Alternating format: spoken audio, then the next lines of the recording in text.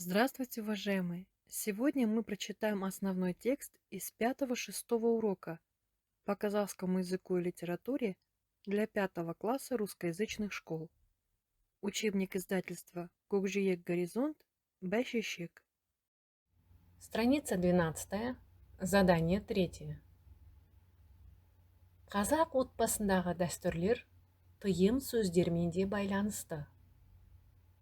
Тыйым сөздер үлкен маңызға ие тәрбие құралы. Сондықтан қазақ халқында үлкендер жас балаларды тыйым сөздер арқылы да жамандықтан алыс, жақсылыққа жақын болуға үйреткен. Қазақ халқында табалдырық қасиетті ұғым. Ол үйдің сырты мен ішінің шекарасы, байлық пен кедейліктің де шекарасы. Табалдырық бақыт пен жақсылықтың қарауылы.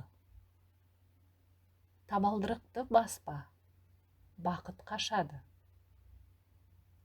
Табалдырықта тұрма, үйге келетін жақсылықты қайтарма. Табалдырықта тұрып, кедейлікті шақырма, жаман ырым бастама деген тыйым сөздер жай айтылмаған. Табалдырық бақыттың белгісі. Табалдырығыңнан құтсыз адам аттаса, кедей боласың.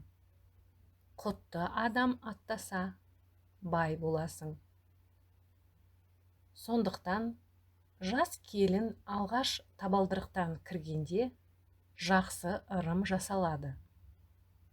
Оған шашу шашып, құт шақырып, оң аяғымен бісміллә деп кіргізеді.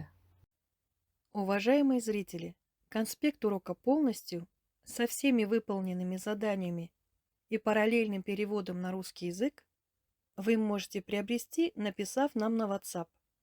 Благодарю за внимание. До скорых встреч!